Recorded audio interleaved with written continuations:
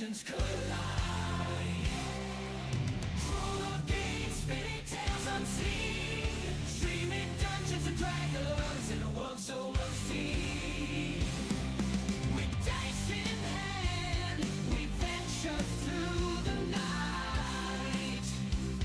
The dungeon master weaves his magic with all his might, gathering warriors, wolves and bells. Lost in a labyrinth, no one can tell. Gather round the screen, let the stories unfold. It's rolling armor, leading the way.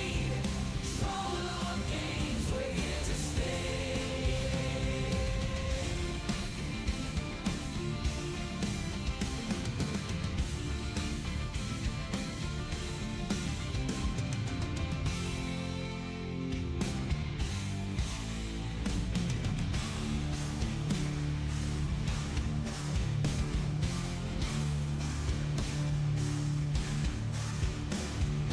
Troll of games, spinning tales unseen, streaming dungeons and dragons in a world so obscene. Trolling warriors, dwarves in armor, leading the way. Troll of games, we're here to stay.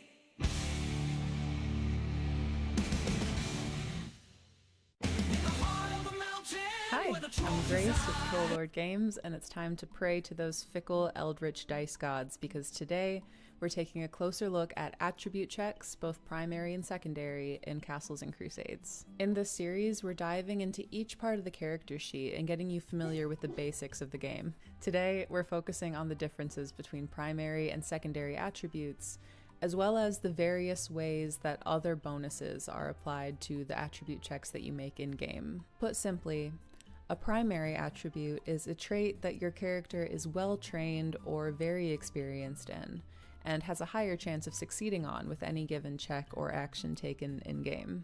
A secondary attribute, by contrast, is a trait that your character possesses only average skills or isn't trained in, and as such will have a much more difficult time succeeding on any given check. When creating a character in Castles and Crusades, you will always have at least 2 primary attributes.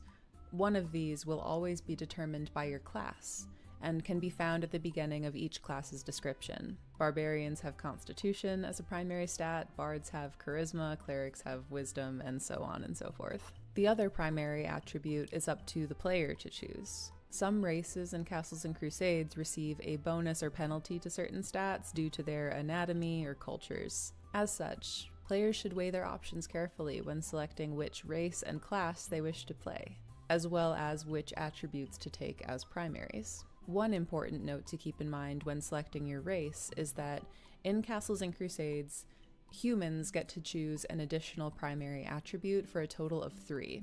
Humans receive no other benefits, so this trait balances the extra abilities that other races receive, such as an elf's ability to move silently or a dwarf's resistance to poison. When choosing which attribute you want as a primary, it's recommended to choose one that generally encompasses the specific skills that you want your character to excel at. Do you want your character to be physically strong and athletic?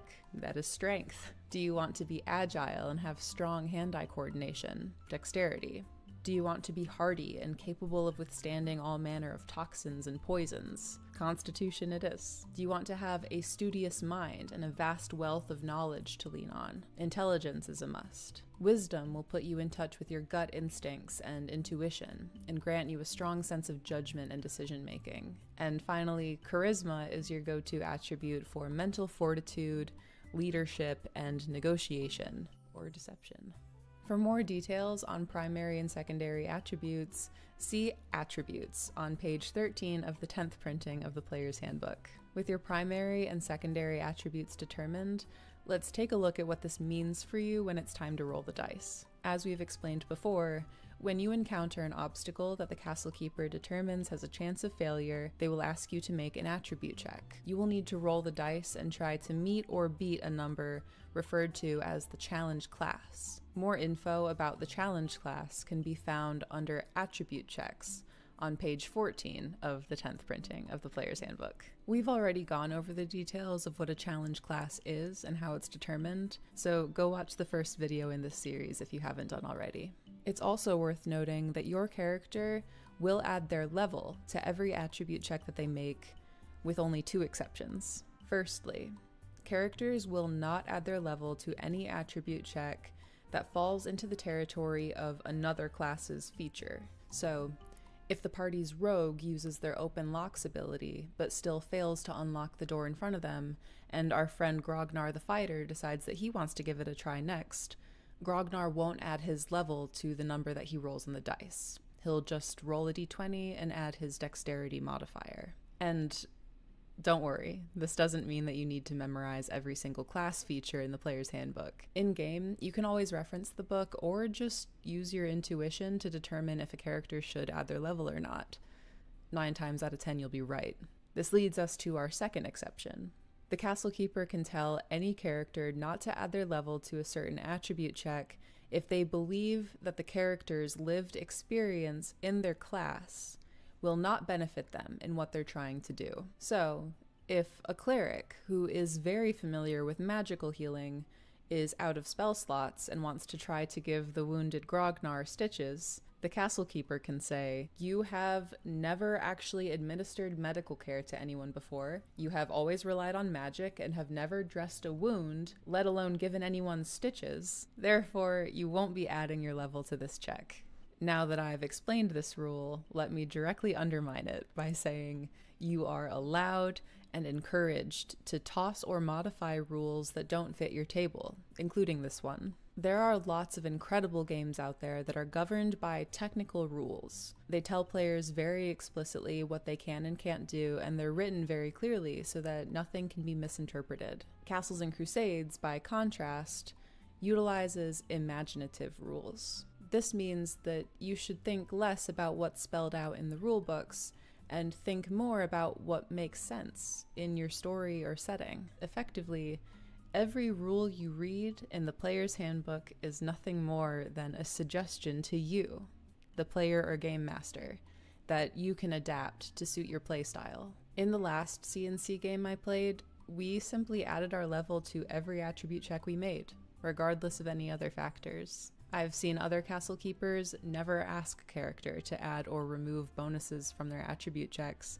but instead they quietly add penalties from behind the GM screen. This means that each Castle Keeper should be working with their players to decide which ruling makes sense moment to moment. There's no pressure to adhere to the same ruling every time an attribute check is made.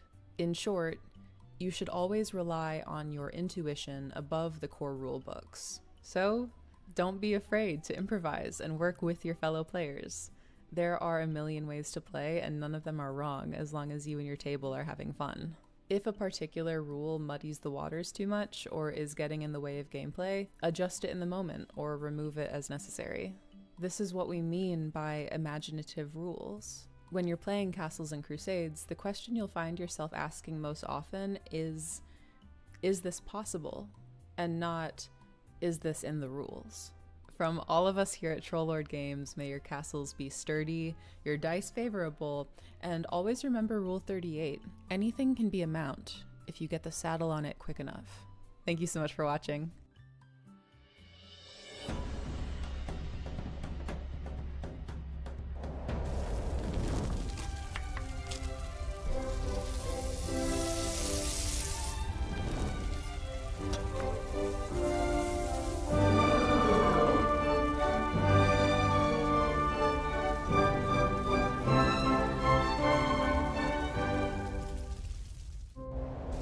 A story once spoken is ageless. The dungeon imagined without end. The curious are the ones most courageous. The tree that endures has to bend. From stillness the mad mage is stirring. From countless voices the castle takes shape. Zagig will test the enduring. Those unlucky will never escape.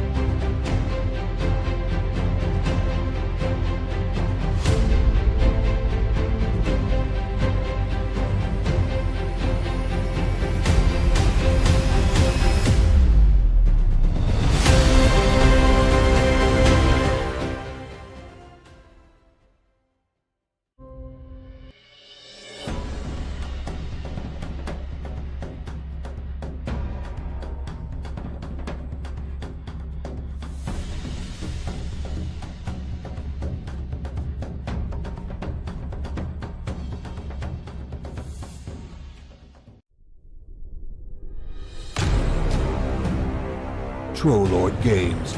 Join the fray. We back ready. We are in the void. Back ready. We are live. In the void. Back ready. Are we live? We are live. Are we live? Well, that was some good timing on my part. Or something like that. Oh. I was playing a joke on everybody and screwed up the thing. Oh, I made a joke. I had this big black screen up and I didn't even add you to the cameras. Hold on a minute. Son of a bitch. That'll learn you. That'll learn me. You're damn right. I was too busy reading chat. It's my fault. Everyone was so excited that we were going to be on time today. Well, we are on time. They just don't have to see us. There you go. Yes, it's spooky. That's right. It's spooky. There we go. It's Let me get in spooky. here and find you here. Shit. I was laughing about how good I was To doing. the railroad, kitty alone, and I. I can't believe you're singing that right now. There you are. You're live now. All right, there we go. It is October 29th, and this is Ask Me Anything. I'm Stephen Chenault, CEO of Chenault Games, and if you guys have any questions about anything we're doing or not doing or should be doing around here, throw it in the stream, and we will do our best to ignore them and answer some questions about UFOs and talk about the most pointless of all monsters in all the lexicon of all the mythologies of all the books, and that is the Hobgoblin. You do a whole stream on that. We'll get Jeremy and Jason on here. It would be a blast with Davis. Right. Oh my God, it would be great. Get everyone riled Hey, up. Real quick, Ray Tales. I saw your comment out there. So yes, I think that initial thing was typed up wrong. We don't have that book ready yet. The Codex Monstorum, I think is what it's going to end up being called for A.A. Right, Steve? Yes. That's a ways out, isn't it? Right? Sure. I mean, it's at least 2 weeks out. Yeah, it's a ways Well, out. there was some confusion. I think a lot of people thought we actually had a monster book ready for it. So what we have is just the old one for free, and you can get that on drive-through for free. You can get it on the store for free. Or use your Castles and Crusades, Monsters and Treasures. It's the same system, same monsters, same stuff. So it bleeds over perfectly. Yeah, I haven't even looked at. I thought they thought that was a new book. They wanted it. So. Oh yeah, no. Yeah. Sparky, I do too. The Hobgoblin is just pointless. I've never, in all the many years that I have run games and played in games, I have no clear vision. I use them. I use them occasionally, but I don't know what they look like. In my game, they look like they're samurai because that's how they were originally portrayed in AD&D. So my brain. I just make them as tactically intelligent goblins. Is really all they are. But what's the difference between? Is it just a tall goblin? Why don't we just call it? This group of tall goblins is. Well, in Return to Moria, I've been playing the shit out of that lately. They call them Goblin Men. Well, Tolkien calls orcs and goblins. They're the same thing. Yeah. So there's probably hobgoblin somewhere in all his goobly goop, and I don't even know where hobgoblin comes from. We had hobgoblins in Moat House because Gary put them there. Yeah, there you go. Or hobgoblins, million goblins who hobnob. That's about it. Pointless monsters that I see no reason to, but we'll have it in the new monster book. That's why I'm bitching about it. So what's the next A genre book, and will it come out? Star Siege will be the next, the big thing. We've got like 4 more PDFs I think to put out for Amazing Adventures. There's the Runes of Innsmeet. There's one of the Red Rings or Shadows Rings. Rings of the Red God. And then the 2 Brotherhood. Brother William St. John, and then the Legacy of the Brotherhood. So we got 4 more titles to kind of roll out for that Kickstarter. All of those PDFs will be out in the next few weeks. And once those are done and out the gate, we can look at what's next for Amazing Adventures. We're looking at a nice release schedule on this thing. But Star Siege will roll up first. The basic Star Siege will be up first, and then But now, Jason, before you can dive too deep, Jason has got to finish the Codex Exultum. Because I want that done before we plunge back into Amazing Adventures. But I have to say, I'm extremely, extremely pleased and happy with how many people have been jumping and buying Amazing Adventures since it's released 2 weeks ago. It is taken off. I was just thinking this morning. I think I'm going to wait till this weekend, but I'm going to sit down for an hour and figure out just how many units everywhere have been sold and backed. I'm really excited about it. It's done really well. Raytail says goblins equal kids, hobgoblins equal adults, bugbears equal old. There you go. I won't finish your sentence, but there you go. I was wondering while converting the AD&D giant octopus, that thing's nasty. My table was my table had excellent. I don't know. It's not in the animal section. Oh wait, that's swarms. Of course it wouldn't be there. You don't have a swarm of octopuses, do you? I was looking in here to see so I could call his ass out. And oh hell, these are all. Hold on. And it's in there. Giant octopus. Yes, it's in there. There you go. All right. The Dabbling Warlock says, from what I understand, hobgoblins and goblins are backwards. Hobgoblins are supposed to be small. Think hobnail, and goblins are supposed to be man-sized. You know, the Dabbling Warlock, I think you're spot on, because vaguely somewhere in my vast whatever gulf of forgotten memories, I seem to remember when I was back in college, when I was reading about so many fairy and the fae and all that stuff, that hobgoblin popped up as these tiny little creatures. Really? That I could see, sort of like a hobnail, like you said there. That I can see and get it away from the goblin-esque, thing that it's a lot of purported to be. A lot of these people in the stream, Dakota from over at YouTube and Sparky agreed that they're called. That's the Urukai version of orcs. Maybe. Yeah, there you go. I don't know. Urukai just sounds better. I've already warned my Thursday Pathfinder 2E group that when we finish Outlaws of Alkenstar, we will be playing Amazing Adventures. Oh, very cool. Excellent, Ray. Good. It's a good system, and that's Jason Bay's favorite time frame to run Amazing Adventures, the pulp era. I'm going to bring it all modern. I'm going to bring it all into the modern world. And beyond. Whenever that happens to be. And maybe before. Chuck, you keep interrupting me. We've got dinosaurs. We just do some cavemen. We could do a series. No. Jesus Christ. That'd be wild. All right. So if anyone, let's see, why isn't there sign language in gaming would help with stealth and would be another learn. Funny you should say that, Baptized in us, because in the Canting Crew book, which we will have coming out sometime first quarter next year, Gary Gygax's Canting Crew, there is a whole section on both written signs that you would do to signal your people and sign language that you do to communicate with your comrades in arms, thieves, rogues, and stuff like that. So Gary did touch on that in that book, because you're 100% right. I mean, especially in dungeons and whatnot, why would you be shouting up and down the hallways trying to get somebody's attention to do whatever? It doesn't make a lot of sense. Well, you get devoured, so Exactly. Urkai does not sound cooler than Hobgoblin. Oh, yes, it does, Decato. Urkai just sounds badass. Hobgoblin does not sound cool. No, he's right. Don't you hobble a horse, right? So Hobgoblin sounds like someone just hobbled a goblin. Oh, he agrees with you on it. Oh, he does sound cool. Yes. Okay, good there, Decato. I read it wrong there. Excellent. Yes, it sounds infinitely better. Hobgoblin is just, I don't know. It's one of those, I think it's why I've used it once and I can remember twice that I can remember. And I've probably used it more than that all these years, but I just don't use it much because I don't know what it's supposed to be. Yeah, he's got armor and he can lay down covering fire or whatever. In Castles is the knight character class a member of nobility? It does not have to be. You can have that knight be someone who, it depends on how your setting is set up. If you don't even have a feudal system or knighthood, then your knight class doesn't necessarily have to be part of nobility. Obviously, it's kind of built along those, medieval France, circa probably 1200, 1100. It's kind of built around that concept.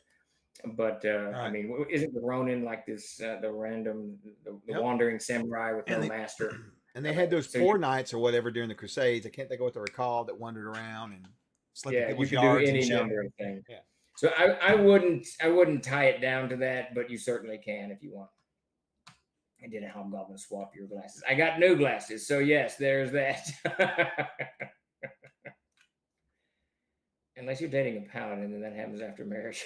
There you go. Maybe I'll throw some hobgoblins to a future game. The party will stumble into a. There you go. I don't know. I use them once in a while, only when I want something really military. I put in that game I ran Saturday night over here. I put xenomorphs in there from Alien. Oh, there you go. They were in the Lost Caverns of Sojanth or whatever it's called.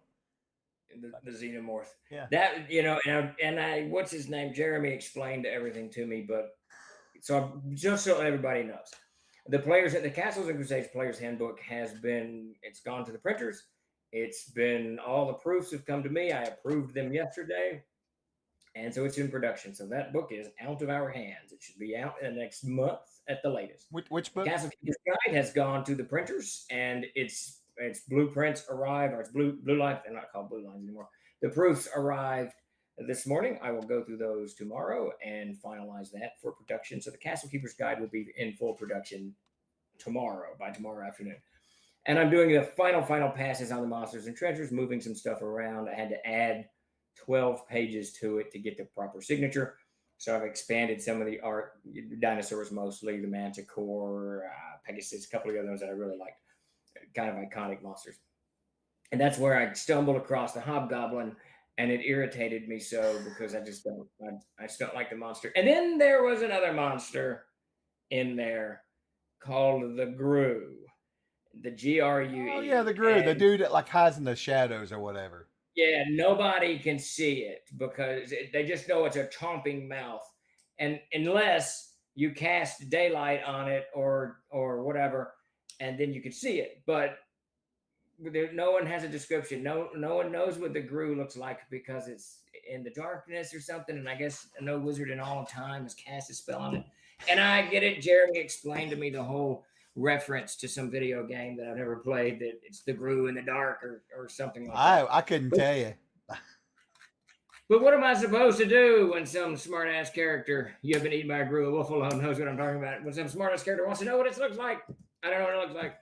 Hold on. So the Hobgoblin and the Grue have irritated You me. missed a very important question though.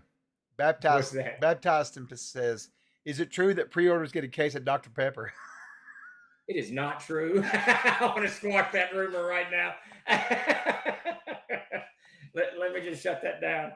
No, I might get a case of Dr. Pepper for every pre-order that someone puts in. That is very possible. Decado 1620 has a good question. Do you guys house rule that a class skill is treated as a prime regardless if the character has that attribute as a prime or not? Say that again. So basically, do you house rule at your table that if a person is using an ability that their class has, even though they don't have it as a prime, you treat it as a prime? No, absolutely not. I do. Yeah, I do not. No, only if they've chosen it. You do. Really? So that's you're a hard ass. Oh my god. Yeah, no. If it's your prime, it's your prime. If not, not. So what about all these abilities you have? You're not trained in them good enough to consider it a prime? Nope. Yeah, there you go, folks. and if you look at it, you are actually training it because you get to do them as you gain levels, and others do not. Oh, that's fair, dude. I forgot about the level thing. You know, I should probably rethink my whole approach. I never thought about that. I always just have that built into my brain now, the whole level thing, you know? Yeah. I never thought about it like that. But it's cool that so many people play it differently. I mean, that's the whole point. Yeah. Sparky learned to play CNC. Gosh, Hush. It's however you want to run your table. I mean, I think. Yeah, I know. I do it out of convenience for me. I'm hand waving all kinds of shit. You know that. Yeah, I'm pretty stringent when it comes to the Siege engine because it's so versatile and you can use it in so many areas that I'm pretty. Yeah. I stick with it. Let's see. Raytail says, have you ever? Let's see. There was another question just before that. I'll find it in a minute. But have you ever created a Wumpus? I first encountered the Wumpus in an old basic computer game that was a text-based adventure. I haven't. They're talking about Zork now, which is related to Grue. That's where this comes from. That's the Grue I thing. understand now. I understand about Zork. Yeah, I never played Zork. I don't know how Jeremy knows about Zork though, but that's interesting. But yeah. And I've heard the word rumpus, but I don't know what a wumpus is. I know what a jabberwock is, and I would Yeah. rather have a jabberwock in the game than a grue. So I agree with you 100% on that completely. yes. Dabbling Warlock asks, "What's the most traumatizing goblin encounter you've ever run or been in?" I'm sure you've ran at least one horrible one. Um, what was that stupid goblin's name? And it was in the big Kane? game back in the 80s, and there was a goblin. Oh man, his name escapes me. There was an orc named Orange Hair, but there was a goblin. Um, and he absolutely hounded. I ran that game. He hounded the party for probably about a year of game time. And he would come in every now and again, every 3 or 4 games, rating where the party was or encounter the party, whatever. But probably for me personally, the most harrowing goblin encounter I've ever had was Photius the Mage, which some of you have heard about. Davis was running the game. Inze Vacuums, the Tower of the Dog. We had gone beyond the Tower of the Dog, and I think we were headed towards Zibog. I don't think we'd gotten to Zibog yet, but we got attacked by this band of Zerg, I believe they're called, which is a type of goblin in Davis's world. Ferocious little bastards use curved knives and blades and whatnot. And we retreated to a hill. We were fighting them off, sort of kind of fortifying the hill, but nobody would attack. No one would do anything. So I tried to, I don't know what I was doing. I don't know. I just charged down the hill. I cast a magic missile, killed one of the goblins, charged down the hill. And then they fell upon me with a vengeance because I was a first level magic user and with like 3 hit points. I don't even think I stabbed one before I was cut to pieces and slaughtered on the battlefield. So, that one left a mark. Where do you not add levels to an ability check? Aramil, the only time there's occasionally I'll do it, but according to the player's handbook, you don't add levels to abilities that other players when one player is using another player's ability. So if a thief is trying to track, you don't add levels to that track check. I generally don't let people. You can track as a non-ranger. You can say, "I want to track," and I will say, "Okay," but I put the CL at like 30 or 45 or whatever because you're not going to be able to find anything. And I'll let them, whatever. You can see footprints in the snow or something like that.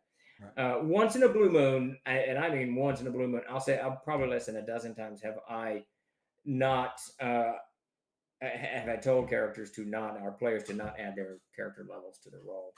And off the cuff, I couldn't think of anything. It's generally speaking, if they've been terribly wounded, if they're confused, if there's massive fog on the battlefield, they don't know what's going on, stuff like that. But it's rare, and I actually can't think of an instance. I know I've done it, but I can't think of an instance. I've got a question for you. It's sort of related to what Phantom said too, because he said, "I still don't understand why Rangers have a primary attribute that's tied to 0 of their skills," and you'll see that a lot in the game because I think what was the original reason behind that? I think you guys want to make sure you spread that all the classes used all the different abilities, right? As far as primes, right? Sort of kind of spread it out. Well, that's sort of so the Ranger falls into this very long 18-month long, year-long argument between the trolls. And it was basically Davis and Todd wanted the Ranger to be a dexterity-based class, and Mac and I wanted it to be a strength-based class. We were basing our vision of the Ranger off of Aragorn. And if you look at the history of Aragorn in Lord of the Rings, Aragorn, and I should say the Hawkeye from The Last of the Mohicans, if you look at these kind of iconic characters, they're as good a warriors, if not better warriors, than they are forest men. And Aragorn specifically, his journey begins like 80 years before Frodo ever shows up, and he's down in the Southlands, the Harad and whatnot, fighting down there. So that's kind of what we base that on. And when you make a Ranger human, right? So this is where the balancing is going to come out. Davis doesn't give a crap, but Todd's still angry about losing the argument, and the Ranger wins. He still gets very irritated about it. But when you look at the balancing of it, if you're playing a Ranger human and strength is your prime, you've got 2 other primes, and you can pick dexterity and wisdom, and then all of your abilities are covered. If you are playing an elf or a half elf, you only have 2, so strength is 1, so you can pick dex or wisdom as your other one. However, if you look at the elf and the half elf's ability, They can already move silently in the woods. They can already do. They have like 3 or 4 ranger abilities as a race ability. So for those 3 kind of iconic ranger types, the half elf, the elf, and the human, they're pretty covered. Your skills are pretty covered. Now, if you're going to play like a dwarf ranger or a gnome ranger, you're going to definitely have some limitations. But that was a huge discussion. It went on forever. And there's a really good point here though. Parker was talking about how he changed it to Dexy's table. That's the beauty of the game. You can change the primes around. I do it all the time. Oh yeah, if you want to do it, we'll do it. It's not going to hurt anything. You know what I mean? I mean, in that way, when we wrote it, now Chuck's a little bit right in that when we wanted it, we wanted 2 classes for each. That's what it was. I couldn't remember. Yeah, so we didn't want like just one fighter class, and so the debate became barbarian, the knight, the ranger, or the fighter. Obviously, the fighter was going to be a strength class, and I don't think the knight was ever even a contender because we wanted the knight to have charisma and whatnot, paladin charisma, and the barbarians.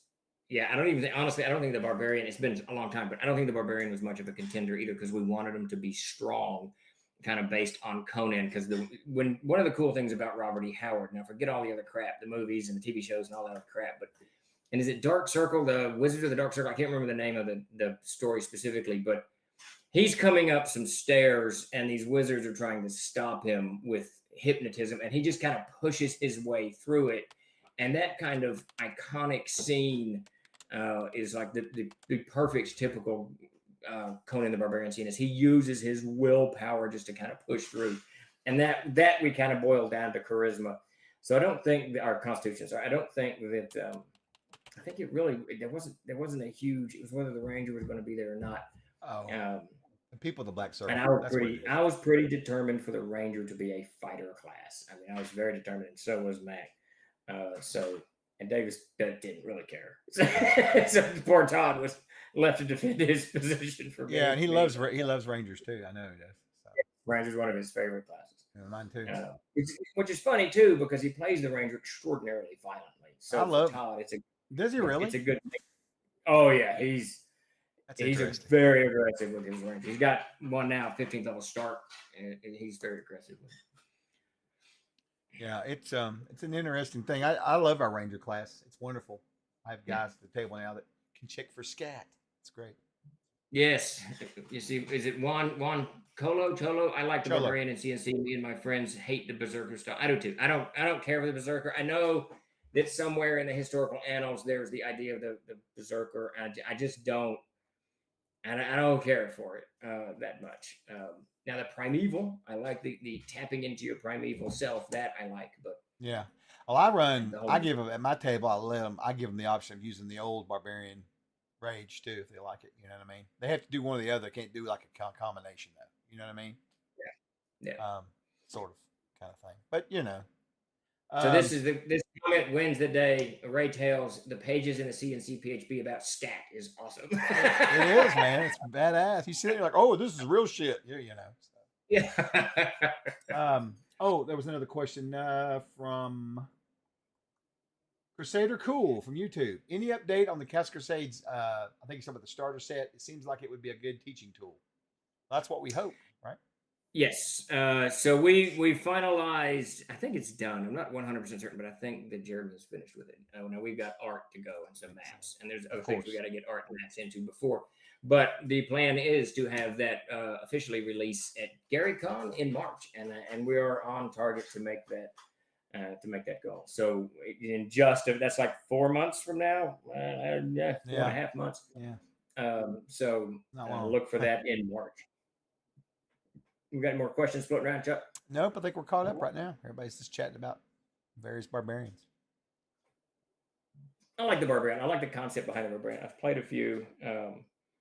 I love the idea of the primeval world. And of course, I'm a huge Tarzan fan from way back. And Tarzan really is the ultimate barbarian, right? I mean, Conan, we say he's Conan the barbarian, but he drinks out of cups and eats off of plates and all of that stuff. And Tarzan does not. He can, but... No, even after he had the chance to go back to civilization, he gave it up. Yeah, he's like I'm out. And you'll be in book like 23 and he'll kill something and eat it raw. So Yeah. it's not like No. so, He made a decision and he went forward with it. And it was simple as that. I don't yeah. need no Greystoke bullshit here. I'm rolling on. I'm king It of the was a jungle, conscious baby. choice. Yeah, it was a choice. It wasn't. No, it was a choice for sure. He absolutely chose to be feral, as Ray put it. Yes, yes. I have not seen that. Now that would be interesting to make it. And I think we've got a berserker class floating do. somewhere in Nordica or We Germania do. somewhere.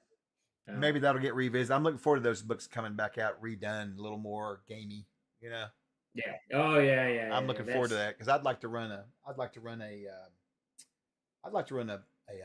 Greek or Roman campaign a little bit. I've been thinking about it. Yeah, it'd be different. Yeah, we've laid it all out. Finn and I have talked about it ad nauseum, and I think, and right now he's buried deep, literally doing the Mace section in Armory as we speak, editing and cleaning that manuscript up. And once we get through, well, we're through the 3. Those are all on my desk now. We got 2 Armory books, the Monsters Armory and the other one, the Adventures Armory. And then Finn can be unleashed to a regular editing schedule and start getting writing again done. And we can look at Finnica here until the next few months. Until the World Builders Archive comes along and takes you so Oh, forever. I know. I'm just hoping that we could just all forget about it and just move on. It's out there waiting. Right. Well, Dan has done a. Oh, I've been keeping abreast of Discord. I've been. He's I been should doing send great. you his report. I wish I could see one of his. That'd be good to see that. I've just seen what he posted The there. reports that he sends me are 2 and 3 pages long with a very detailed analysis of everything and everywhere we are. So Dan's doing an absolutely great job. Let's see. Sweep Razy asks, question for Chuck. How does the herb book go? I am closing in on getting almost 5% of it done now. We're moving right along. It's moving good. It's something that soon I'm just going to have to take to task, I think, and be like Davis. I think that's what I'm going to have to do. You're going to have to retreat into the woods somewhere. Yeah, probably. That's what you do. I've learned that's what you do, and it works. So it is. And my trip this week got canceled. I was supposed to be up in the mountains working on a novella, finishing a novella. That's right. You told me you were going up there. Yeah. Yeah, something else, but that got canceled. But I'm going to be going back next Tuesday, so Tuesday or Wednesday. So I'll retreat to the mountains and get that fixed. DM Sinther has an interesting question there. What was the decision process behind removing spell casting from bards and paladins? Oh. So the paladins, I believe you can do spell casting in the adventurer's backpack. The adventurer's backpack, it covers bard, ranger, and paladin. Okay, yeah. So we put it back in the game in the adventurer's backpack. I'm not really certain. I think that we retooled because this is a question really for Mac and Davis, really for Mac, because I can guarantee he was the guiding point behind this. That stuff in AD&D, where your ranger got spells at a certain level, and paladins too. It actually, in the games that we played, because we played the big game, got up to about 21st level, 23rd, 26th, I can't remember. It's really high. And it became, the paladin and the ranger casting spells at the table became exceedingly cumbersome. Because it was now we had 5 spellcasters at the table. So that, I know that weighed in on the decisions. It takes away, when everyone gets to cast spells, it takes away from the unique quality that the arcane and the divine spellcasters have. So suddenly everybody's doing what they were doing.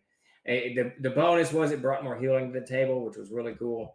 But I think really the way it just bogged everything down. I can't remember the number now. I'd have to ask Mac, but somewhere around 23rd level or 21st or whatever in our AD&D campaign, because of that, we counted up how many spells that the party could cast in a single day. And I swear it was over like 150 or 180, or it was I can't remember anymore, but it was an absolutely insane number. And it was literally bogging the game down. So my guess is that Mac did not want CNC to get hit with that because it can become a problem.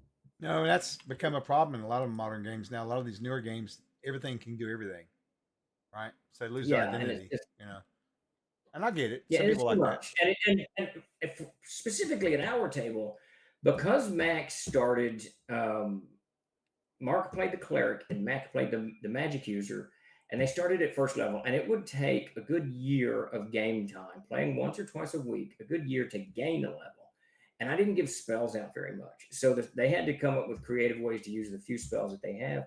But after like 6 or 7 years, they knew how to use their spells. They didn't have to look at the books, and it went really fast. If roll initiative, Max casting X spell. This is what it does. There's no debate. We all know what it does. We've played it so often. So when Todd and Mac, or Todd and Charlie, who were playing the Paladin and the Ranger, joined the mix with spells, they didn't. They kind of knew what they were. So it was stop, read the book. What does this do? Pull this out, or ask Mac, who's working on his own combat round or whatever.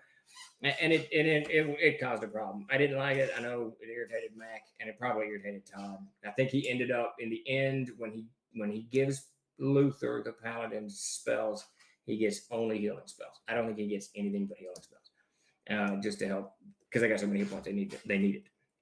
Yeah. Any more questions? Oh yeah, we got some. So Juan Cholo over at YouTube says, "What printing has the changed gnome you mentioned a couple weeks back? I think you said you were influenced by ElfQuest and Marvel's Weird World. They sound interesting. I have older printings, but I did back the Reforge."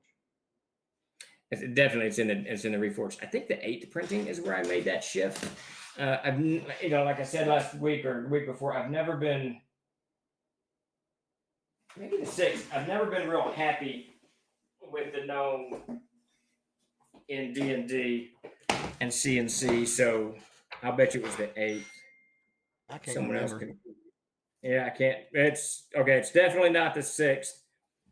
Maybe the 7th, but I think it's the 8th is where I made that shift, because that's when Zoe was hammering out art, and she I said, this is what I want, and she gave us what's in there. So I just assumed we had some sort of contract with Travelocity. I didn't know what was going on. So anyways, let's see. Armile says Berserkers for charisma had charisma for their prime, and Giant Killers had strength for their prime in Codex Nordica. there you go. Jeff Talanian, I just got a chance to play in a Hyperborean game run by him on a recent con. It was a great time. Yeah, Jeff's fantastic. Can't say good enough. Yes. And I got a call. I owe Jeff some files. Holy crap! I forgot to send it to him. Oh yeah, you better get on that shit. Yep. We'll be regretting it. Dabbling Warlock says, "Do gnomes still tattoo their arms in the 10th printing? I like that little detail. It became a character trait for my gnome illusionist, since she doesn't do that for a couple of reasons." Yes. They still not long for, but they definitely use tattoos. I didn't remove any of that. The only language I changed, I think, I don't know if we changed anything in the gnome. It's somewhere in the printings we went away from, like, the gnome is white or whatever. We got rid of all that, so you can do whatever you want with the gnome. Right. Go in whatever direction, whatever you want to do. Yeah. Let's see. David North. Oh, I know who this is. David North Art. Who do I have to contact to get my art portfolio to you guys? David, send it right here. I told someone the other day to tell you. Yeah, right there, buddy. To send to product support, and Grace will handle it and get it to who needs to see it for sure. Let's see. Spade Marlowe, was the barbarian from the 1st and 3rd printings more like a berserker? And yes, that's true, Spade. I think we made the change in the 3rd printing. The 4th printing is where it's when the first time I waited in to change rules in the game, and I didn't change much. But the barbarian early on was more just strength, break things open, berserk or whatever. And I wanted it to be primeval. I love the word primeval, and any excuse to use it is a good excuse. I'm hoping we can bring the berserker back in the redone ABP. I'd love to see a berserker class. We will. I've already talked to Finn and Jeremy both. Each of those redone books will have 3 to 4 classes in them for people to go and play in that kind of setting if that's what they want. And I honestly, I'd like to, one of these days, let's say 3 years from now, once we get all the Mythos stuff cleaned up, put out a book of Mythos characters, a character like we did, that'd be cool. An archive or whatever, but just for the Mythos. That'd be very cool. Yeah. So A Wolf Alone said the only point of work is to get money to buy more TTRPG stuff. Yes. Now that is a very cool concept, and that made me think what we need to do. And Chuck, you can manage this. What we need to do is figure out how to get a game that has everybody in it. You know how like EVE Online, you just go play. We need to figure out how to create an aired game where everybody gets to play online, but we're not like sitting at a table doing the whole thing. Like you're a baron in whatever, in Augsburg, and this is your little kingdom, and this is what you're going to do. So you would send this into the mod, and the mod would say, this is where the baron's troops are. I like it. I don't know how to do it. Chuck will manage that. Sure. But everybody gets to play. I mean, can we do that, Chuck? Surely we can do that. We could probably do it with some money. Sure, we could probably develop some sort of cool software. Just need some email. Play by post. Oh my god. We're gonna play by mail. There's That's actually what we're like 2 play by post games in the Discord now. They're getting Oh, really? popular. That's very Yeah, cool. yeah. I don't know. It just made me think. Yeah, living air. There you go, Phantom. That's basically living air. That's exactly. I just did a full circle back to 2001 because when we released the Codex of Air, there was a couple of guys, Jeff, and a couple of guys working on living air. Yeah, and there's been people ask us about that for Endless Worlds. And I told them, I said, I think it'd be great to have a living campaign eventually once we get this freaking program running solid as a rock. It'd be cool, but I can't imagine We'll me have doing that. it. We'll have that. We'll have this place running solid as a rock in about 2 weeks. Okay, all right, cool. I can't wait. Fantastic. I There you can't go, wait. Lando. Lando, I don't know if he's gonna hire you or not. Now you didn't give him a Dr. Pepper today. He noticed that. He made a comment actually. No, he didn't. He didn't. I'm making that up. Gobby was captured and adopted an A0 in my other game. Gobby became a very trusted and useful NPC. I actually have an ongoing NPC in most of my games. A lot of you guys have seen it in the stream. It's the talking mouth that they got off the wall and that people carried around with them. He's called Tim. He's the mouth. No, it's not intentional. It was around before. No relation to the Tim. No. But they literally managed to get it onto a piece of wood, and one group's carried it around with them forever. It's kind of good because he throws out some nice comments during battle. It's fantastic. Oh, that's very cool, Sparky. That is very, very cool. Yeah, I love. Oh, that is using very Eldritch cool. Yeah. Yeah. I had someone that was raised by an Eldritch Goblin. They were not. They were. Can't remember who it was now. They grew up, and then I guess the tribe got attacked or whatever, and he got killed. And so the guy that was playing, I think he was playing a dwarf or something. He had to run for his life because the goblins were going to kill him. Sparky says that's me, Chuck. You're talking about me. Is it you? I can't remember. Oh, shit. Okay. Well, good enough then. There you go. I don't even remember. I don't remember what's happening anymore. I don't know. It's bad. Dude, it's all. I will say this. I was so excited to sign off on the player's handbook yesterday. Yeah. Because I don't have to look at it again. And I'm sure someone's going to find something in there that. My God, we have looked, and I don't. We have never done the effort that we have done for these 3 books. I'm telling you, we have went over the top, and there'll still be something. Yeah, the CKG and now the M&T. When these 3 books clear the hoop, and we're right there. We're 48 hours out, and the last of these 3 books will be gone and out of our hands. We'll be able to kind of catch our breath, and with the Amazing Adventures books out too, I should say, because those were just as complex, convoluted. I'm not sure what the word I'm looking for. Yeah. Once these go, we might have a little bit of mental space to devote to other stuff. Be nice. I tell you, we even finding like double periods and shit like that. We found so much little stuff that I don't even know how you would ever really find all of it, to be honest with you. Yeah, I think Finn found in the M&T, he found about 60 little mistakes, just little bitty things that are in there. It's tiny stuff that you're never gonna, And when you're reading like we do, it's harder for us because if we never read. Well, you start to glaze over. Yeah, you just start to glaze over after a while. Yeah. It's tough, and we got a lot of eyes on there. And then if I move something, because I just let everybody know, once Peter Bradley's done with the file, it comes to me. It's about 90% done, and I'll do the last kind of moving and setting and doing whatever the heck. I don't mess with his layout other than to move stuff, so his headers stay, all that crap. But as soon as you move something in InDesign, it can have a ripple effect 30 pages down. So you've got to go back and go back over it again, and then go back over it again.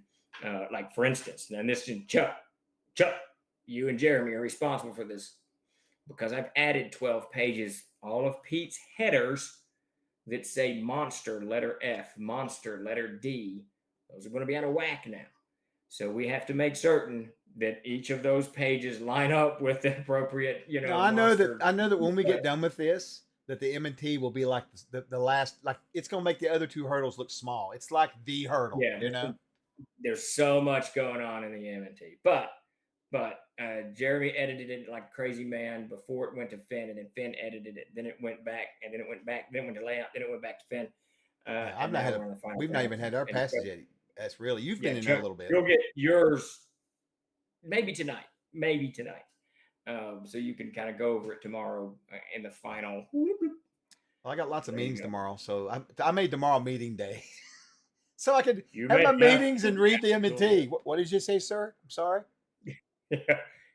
You may have to cancel them because the M&T Oh trumps no, everything.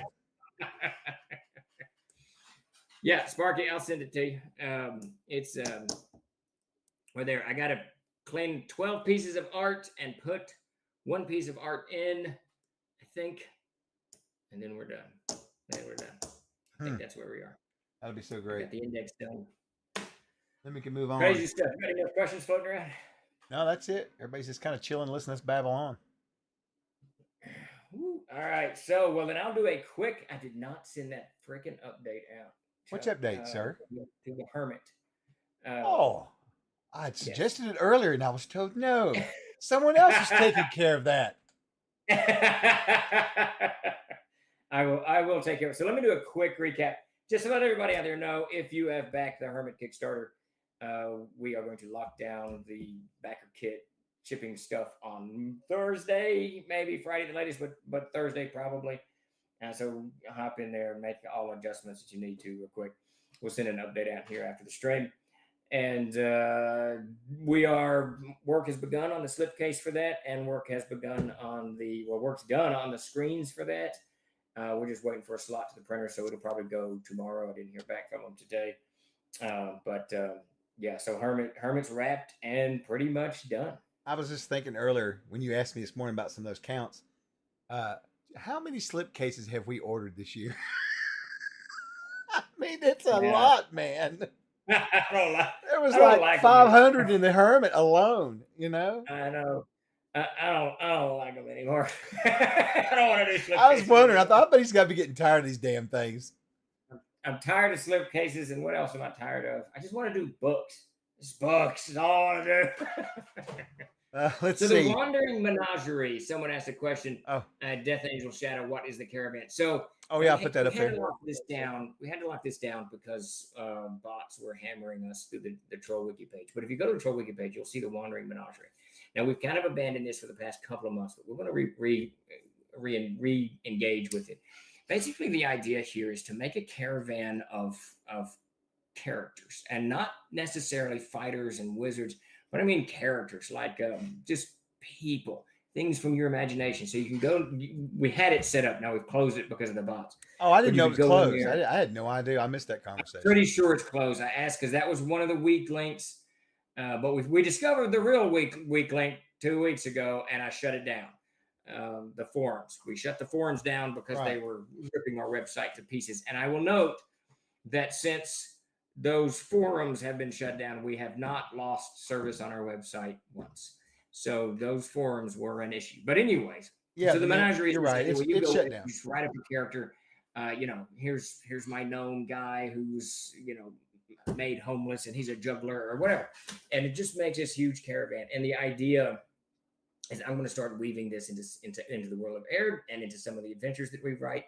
And because it'll all be free and open, you too can take this thing and put it into your world as an adventure. For instance. In the Lion and the Ropes, there is a caravan at the beginning of it that actually kind of begins the whole thing. You could easily take this Wandering Menagerie. Oh, I never thought about that. Caravan. Yeah, you could make that the caravan in Lion and the Ropes, and here you've got all the characters for the caravan. And there's one of the things that when we put it together, we kind of pushed it not to do fighters and wizards and clerics, but just people in a fantasy world. So that's what that is. I got some more questions rolling in here now. First one up is from Juan Cholo over at YouTube. Have you ever used war dogs or hunting dogs in your games? My friend has some big dogs with training, and I thought of having them in a game could be interesting. I have. Yeah, absolutely. It's one of the things that when you run in my games, there's ups and downs to having animals because they can get killed very easily because they're not that powerful. But you don't really have to keep watch if you've got dogs. There's nothing. Except maybe a Gru, there's nothing that's going to sneak up on a well-trained guard dog. You're just not. I mean, any of you that have dogs that are used to being outside, leaf falling can sends a dog sitting up into a upright position. So no, that's my dog. we use them a lot. My characters use them a lot. That is, I've never had any of my players. I don't think, at least in the past 10 years, ever do that. That's brilliant, actually, to have a damn Yeah. hound. I never thought about Yeah. it. Uh, And it is, I mean, it is true. I mean, dogs are just, their sense of sight is not so great, but their sense of hearing and their sense of smell is extraordinary. right. Okay, so let's see. Dabbling Warlock says, since no one's asking, I might as well have some fun. Is there a class that you would make a good spell sword? A swordsman with some magic tricks, things like predigestation or mage hand, not like fireball. Hmm. Oh, I think that would be cool to do to when you mean to a swordsman, to like a warrior. I think that would be very, very cool. Take just a little bit of illusionary magic or arcane magic, and just to kind of step the game up a little bit. So maybe they're fighting and it seems like they're moving faster than they are, and that's just that. I love that type of stuff. I love that merger of classes. That's sort of what the rune spells are supposed to do. Allow you to kind of to do that Yeah. to some degree, but I absolutely love that. One of my players at the table discovered the new runes you put in the adventure spell book the other night. He about had a heart attack. Oh my god, there's a shit ton in here. I was like, he was mad that I hadn't told him. I hadn't told him. Yeah. You were holding out on it. I don't let him. I don't typically bring the book up at the table. Typically, Yeah. you know. Let's see. DM Cynthia asks, will there be a new printing of the Adventurer's backpack? Yes, that is next on my list to overhaul. Yeah. To write, before I do that, I'm gonna finish the Codex of the Plains, but the overhaul for the Adventurer's backpack is slated for next year. And what that will include is all the classes will be bumped up to 24th level. And I got a whole stack of notes of just extra, and it's all going to be player content. That's the concept there, is to give the players more content and flesh out stuff there. It has become the most popular book at my table. I run 3 different online games, and only 3 people out of 20 people use PHB classes. The rest use use AVP. I have one guy running a Heisenfoot, dwarf character. Yeah, and that's it. Everything else is. That's very cool. Yeah. I think that I really like the classes in the Adventurer's Backpack. I think they specialize just enough without kind of being too specialty. The only one, and we've talked about this before, the Arcane Thief doesn't work at my table because I don't Really? use spellcasters to fight the players very often. Oh. So the Arcane Thief has nothing to steal his spells. Well, from. I think you did what I suggested. I do at my table. They borrow whatever from like if spell like effect, Yeah, and from monsters from anywhere they can get it. Right. Dabbling Warlock asks 10th printing on DTRPG when. So we think I'm confident that it will land in our offices in the first week of December. As soon as we have 50% of the Kickstarter shipped, which means we'll be deep into it. We'll roll it out on our store and on drive-through, and so it should be hopefully second week of December, no later than the second week of December. The player's handbook should be out. Right. And for a second. That's the plan. Let's see. Mirador says 49 says, will there be a new player archive that has classes that are in the codexes? Maybe even the Highland Player's Guide. Oh, that's interesting. I hadn't even told you this, but so yeah, what's what we were talking about earlier about doing a book just of the Mythos classes, right? Just so if you just want that, you can have it. Funny he mentioned the Highland Player's Guide. I didn't tell you this, but I haven't even told you this, but Casey's going to run a game for us at Tsunami Con in Wichita when Dakota goes. Very cool. Yeah, I forgot to tell you about that. Let's see. Sparky says, Phantom says the Divine Knight can burn in all 9 levels of hell. I'm running a Divine Knight at my table right now. He's 15th level. We've curbed it a little bit on the mana, but not really. He actually damages himself so much because he uses his mana fast that he's keep taking his own hit points. Oh, interesting. Let's see. Sparky comments on this is kind of funny. It's a nice segue back to the Rangers earlier discussion and dogs.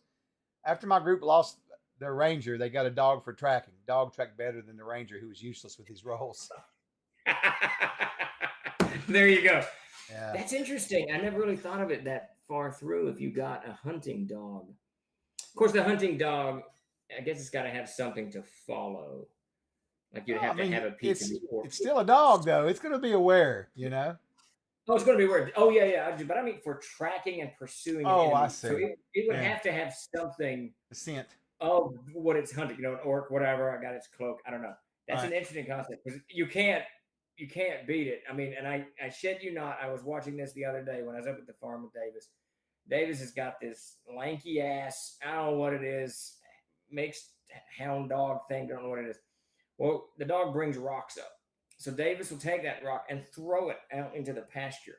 And that dog will be out there circling, circling until it brings back that very same rock that Davis. It's crazy.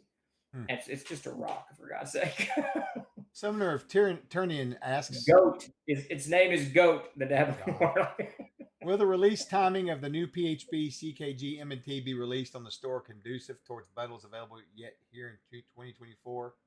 Link specifically for the bundle of the 3 core tomes and a 5-player Hammock bundle. Yeah, we'll have the same kind of stuff up on the store. It'll just be different books. It'll be the newer books. We'll swap out the ninth, the ninth printing for the 10th. Yeah, that's all. Yep, absolutely. And we have, and I'm very happy with, very very happy with this. And despite all of the economy doing whatever the economy is doing, we are not raising the core book prices at all. No. They're staying at $39.99, $49.99, $49.99. So those they're staying the same. Yeah, for sure. Let's see. You answered that. I think we're caught up on the questions real quick. All right, well, it's time to wind down. We're at 5:20, so it's about time to rock it. Maybe the rock is a baby stone golem. Yeah, there you go. That could very well be. It's funny watching him look for those rocks. He's an interesting dog. He does a lot of his own hunting and whatnot. Yeah. Like Davis, he's mostly feral. All right. Any more last minute questions? We can start releasing everybody from there. Man, my damn door out here. Weird. Oh, Lando sent something over. He wanted me to share it in the stream. I will. I'm not sure what it is, but I trust Lando, so I'll drop it in here anyway. Looks like it's it's a free. Oh, it's for a fundraiser for the SPCA for dogs. It's Hounds of Earth by. Oh, there you go. There you go. Oh, that's pretty cool. Yeah, I gotta say, Lando, you'll appreciate this. So, I've had dogs my whole life, and for most time I bought Shetland sheep dogs, purebred dogs, on yards. But my daughter changed all of that, and now it's all pound puppies. And good Lord of mercy, these pound dogs are nuts. They're all just a little nuts. Question: will the CNC starter box be crowdfunded before the holidays? I'm not sure if we're going to crowdfund that or not. As it stands right now, no, we don't intend to. We intend to just roll it out at Gary Con and start selling it. That Chuck says no. That is the plan. February 11th. That's still a tentative date. We are looking at launching the Castle Sag-Gig Kickstarter. So we don't want anything to get away with that. Right. All hands on deck for that. Yeah, that was Carlos Lassing's free PDF he put out there. It's really nice. He's done a ton of cool stuff over the years. Don't come to my house because we don't have candy for kids here. We're old people, so it's not going to happen. And secondly, if my wife doesn't know who you are and you scare her, I cannot be responsible for what might happen. That's all I'll say about it. That's all on you. Then. You are mighty welcome, Juan. I sure appreciate it. Appreciate everybody coming out today. Oh, yeah. We're going to wind down and wander off. I'm going to go find some grub and then return to this monster book and try to get it done tonight. I knew you'd be doing the Midnight Oil tonight. I sensed it in the air. Yeah, I was up till I think 12:30 working on that index last night. So I thought you something I want to share one of these days. Next time I'm out there around Kat, because she's gonna laugh when I tell her this. But you are your own worst enemy. You set these deadlines in your head, and you will not. You will finish that deadline. And now I just want these books to move on to the next pasture. So, and to answer the final question, Manual of the Plains, the Codex of the Plains, I want it out by next summer. That is the plan. Oh, yeah. I need about 2 months to finish writing it. So hopefully that's, December and January. So what month did you say? Because I'm going to see if I can beat you on the crafting book. Let's do a race. All right, let's go for July. Let's shoot for July. Right, July then. You heard that. That's right. We're going to do the Codex of the Plains and the crafting book in July. A good question, Death Angel. Will we be streaming Halloween evening? I don't know. Yeah. I mean, that's Thursday. Yeah. We'll be here. Yeah. Me and Steve will be here. So, regardless if the other folks have youngins or whatever. Yeah, whatever they're doing. We'll hang out. So, all right. I'll be back in the morning with my stream. You guys can catch up. We'll catch up on our stuff over there in the morning. And then we'll be back Thursday like we were talking about. And that's about it. I'm going to set us up for raid into Lord Gasumba. Jay's on a little bit earlier today, so we'll send over right into him. Jay, Yeah, he's doing some creative stuff. you're mighty welcome, Iridor, and thanks everyone Yeah. for coming out and joining us today. We'll see about costumes on Thursday, but y'all have a great evening, and look for all this content coming soon. Coming soon. Yeah, I can't wait. It's going to be awesome. Yeah, either. I think I got this right. Let's see if I did it right. Burn it all. Burn it all down. Yeah, it's working. All right, we'll get us the raid built up real big, and then we'll raid out to him. I want to give him some good numbers. Bless his little heart. Let's see.